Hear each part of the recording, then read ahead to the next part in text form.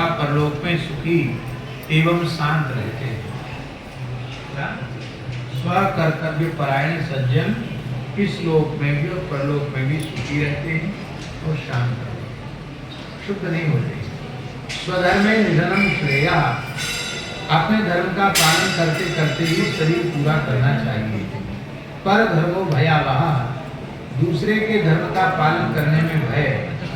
अपना धर्म परोपकार सेवा है। ईश्वर की शरणागति सर्वश्रेष्ठ धर्म है। धर्म का पालन करने से प्राणी लोक परलोक में सुख भोगता है, स्वर्ग आदि से फिर इसी लोक में आ जाता है। सामान्य धर्म से परम धर्म श्रेष्ठ है। परम धर्म का पालन करने से ईश्वर भक्ति प्रेम की प्राप्ति होती है। आगे एक पत्र में लिख रहे हैं 167वें पत्र में, घटनाएं ही संसार का अध्ययन है। कितनी बढ़िया बात, घटनाएं ही संसार का अध्ययन है। अनुभव कर्तव्य है, इसलिए जब व्यक्ति पढ़ता है उससे उसको अनुभव होता है।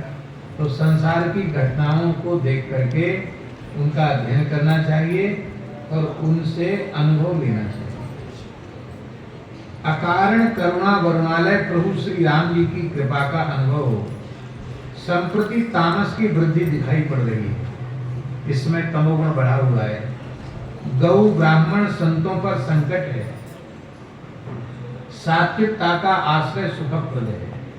इसका आशय है गुरुदेव के कहने का कि गौ ब्राह्मण और संत ये सृष्टि के अत्यंत सात्विक पदार्थ हैं, इसलिए इनका आश्रय, इनका सहारा, इनकी श्रद्धा पूर्वक इनकी भक्ति ये सात्विकता का आश्रय है और यही सुखप्रद है।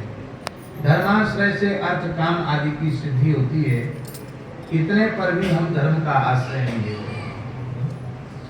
सारा संसार दो चीजों के पीछे पड़ा है, अर्थ और काम। पर अर्थ और काम की सिद्धि भी बिना धर्म के संभव नहीं है। इसी को भगवान व्यास ने महाभारत में कहा कि धर्मात् अर्थश्च कामश्च स किमर्थम न सेव्यते। धर्म से ही अर्थ है, धर्म से ही काम है, फिर लोग धर्म का सेवन नहीं करते, अर्थ और काम के पीछे क्यों पड़े।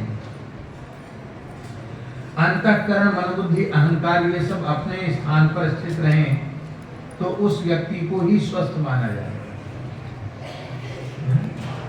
अपने में जो स्थित है, अपनी जगह पर जो स्थित है वो स्वस्थ है। तो जिसका मन, बुद्धि, चित्त, अहंकार जहाँ रहना चाहिए वहाँ है वो स्वस्थ है। खाली शरीर के स्वस्थ रहने से स्वस्थ नहीं। अंतःकरण का स्वास्थ्य वही उत्तम स्वास्थ्य है।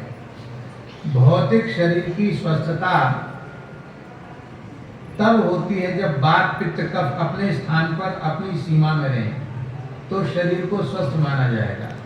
अनेक कारणों से शरीर किसी का भी स्वस्थ नहीं रह पाता। एक न एक दोष रहते हैं, कभी वात प्रबल है, कभी पित्त प्रबल है, कभी कफ प्रबल है। नाशवान शरीर प्रतिक्षीण क्षीण होता है, अतः उसकी कुशलता का प्रश्न ही व्यर्थ है। मेरा शरीर वृद्ध है, शिथिल है, ऐसा किसी ने पूछा होगा पत्र में, तुम्हारे जी लिख रहे हैं। सगुण ब्रह्म का प्रकाश ही निर्गुण ब्रह्म है। तो सगुण निर्गुण का झगड़ा लंबे समय से चल रहा है, कौन सगुण कौन निर्गुण। महाराज जी लिख रहे हैं सगुण ब्रह्म का प्रकाश ही निर्गुण है। सूर्य चंद्र की धूप चंद्रिका की तरह, सूर्य का धूप और चंद्रमा की चांदनी की तरह अपने गुरुजनों, पिता, माता से डरना चाहिए। यदि जीवन से भय निकल जाए तो वह व्यक्ति उद्दंड, उन्मत्त और उच्छृंखल हो सकता है। इसलिए किसी से मत डरो, पर माता पिता से डरना चाहिए, अपने पूज्य गुरुजनों से डरना चाहिए। मर्यादा का त्याग कर सकता है। श्री राम जी लक्ष्मण पुष्प लेने गए, विलंब हो गया, अतः गुरुदेव से डर रहे हैं। अब भगवान को डरने की क्या जरूरत है, पर भगवान से डर रहे हैं राम जी और लक्ष्मण जी।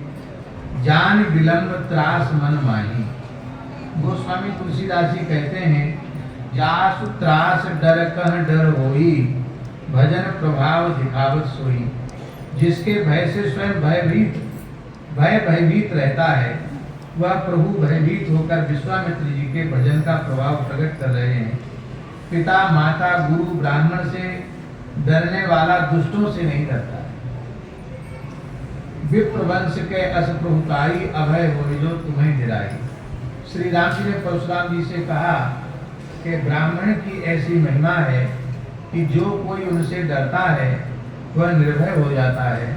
रावण अपने आतंक से सबको डराना चाहता था, राम जी जिनसे डरते हैं रावण उन्हें डराना चाहता है। राम जी ब्राह्मणों से संतों से डरते हैं, रावण उनको डराना चाहता है, तो राम जी निर्भय रहे रावण से। जाके डर सुर असुर डराही, निशी न नींद दिन अन्न न खाई। ऐसी हालत थी रावण की डर की, देवताओं की। माया प्रकृति भगवान की शक्ति है, संसार शक्ति का कार्य है, अतः संसार भगवान से अलग नहीं हो सकता। शक्ति के माया के स्वामी श्री कृष्ण हैं, शक्ति प्रभु के अधीन है, प्रभु शक्ति के अधीन है, अधीन नहीं है। जैसे काले गोरे रंग को शरीर से अलग नहीं किया जा सकता, उसी प्रकार जागृत स्वप्न आदि अवस्थाओं को शरीर से अलग नहीं किया जा सकता। वैसे ही भगवान शक्ति से सर्वथा रहित कभी नहीं हो सकते। शक्तिहीन एक देशीय होता है, सर्वशक्तिमान सर्वदेशीय होता है। इसलिए माया जीव ब्रह्म को नित्य मानना वैष्णव सिद्धांत है।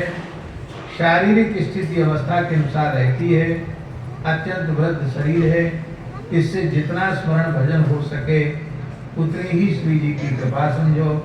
लोग वृद्धावस्था के कारण व्याकुल होकर मृत्यु की इच्छा करते हैं, परिवारिक जन भी अश्रद्धावश वृद्ध की मृत्यु चाहते हैं। लोग तो यहाँ तक कहते हैं महाराज आशीर्वाद दो, हमारे यहाँ बहुत बूढ़े पड़े मर जाए, जल्दी पधारे, तो उनकी सदगति हो जाए बोलते हैं। ये तो बेचारे कैसे कहेंगे वो मर जाए, उसको थोड़ा सभ्य भाषा में बोलते हैं।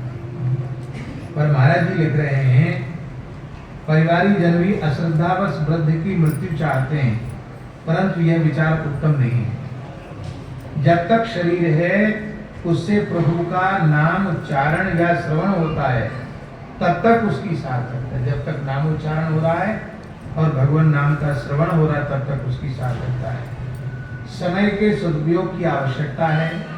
वृद्ध जर्जर शरीर से ही सत्संगी भाइयों का सत्संग मिल जाता है, कुछ हरि चर्चा सुनने को मिल जाती है। इसलिए मैं श्री राधा रानी से प्रार्थना करता हूँ कि वे शरीर को स्वस्थ रखें। आज यह परमार्थ के पत्र तो सुधी संपन्न हुआ, कल से पुनः यह आरंभ होगा।